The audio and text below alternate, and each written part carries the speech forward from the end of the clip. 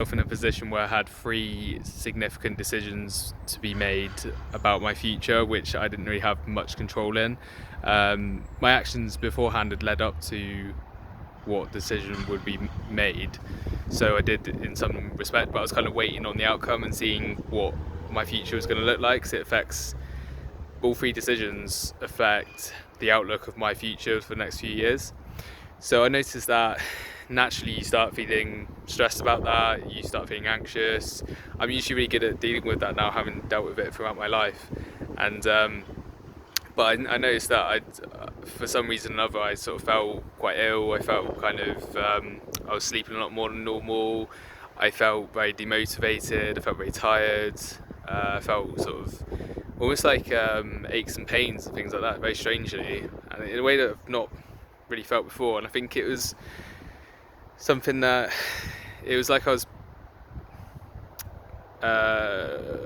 it's like I was keeping all the sort of stress kind of built up inside me. I wasn't acknowledging it, I wasn't sort of dealing with it, if that makes sense.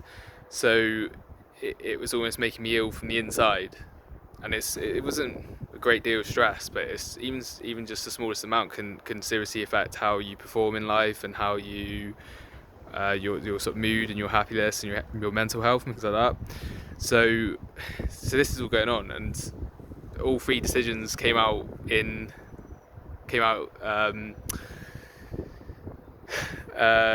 were adverse outcomes, I guess is the best way to say it. They were all three of them were bad for me. So the thing was surprising is that the as I always think is that the experience or the negative outcome that you're dreading, the worst case scenario, is actually not as bad as the dread that you go through for the fear that it would happen.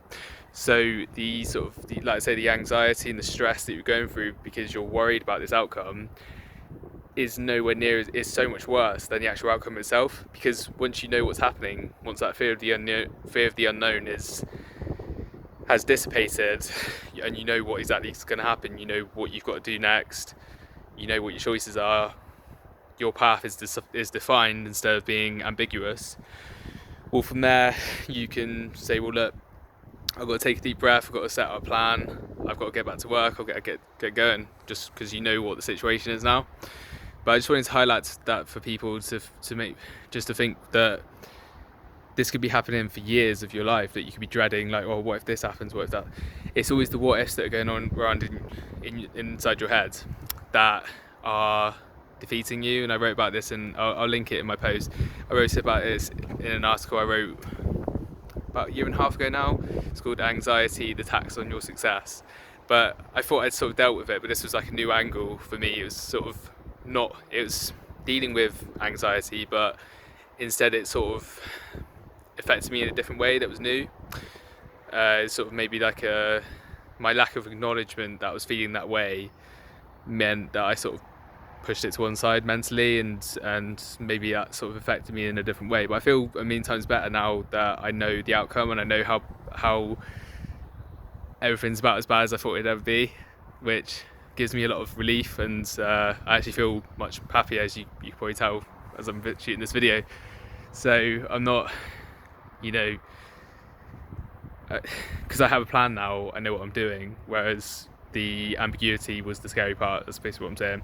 So think about how this affects you in your own life. Think about how you could better acknowledge things that you're worried about and deal with them, and try and come in with some sort of certainty. One thing I try and do in life is just assume it's a no. Just assume that the answer's no.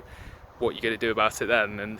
And it's difficult, because even now, as I've sort of trained myself to think that way, there was always that little ember of hope within me, and I think that's what's made it difficult, and that's where the disappointment comes. But once you actually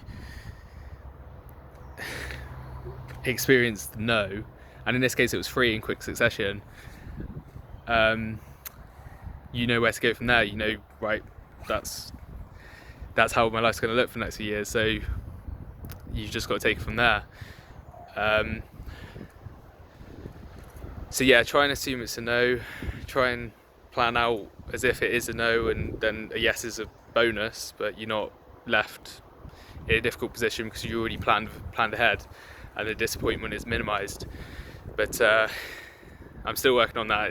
It sounds easier than it is to do, and I've sort of found that out the hard way this time around. I thought I had it handled, but I think it's something that takes practice. But like I say, just think about if you can apply this in your own life and you can make it work to minimise the stress that you're enduring and how anxious you're feeling. Because like I've always said, anxiety is just an obsession with the future, what's going on, what's all this parallel world where everything's going wrong for you. Maybe it will happen that way, maybe it won't, but all you can do right now is, all you can control right now is right in front of you, and you can only live in the present, you can't live in the future. So just try and bear that in mind. Hopefully that's helpful to you. If I can think of anything else, I'll write in the post. Thanks for watching. See you soon.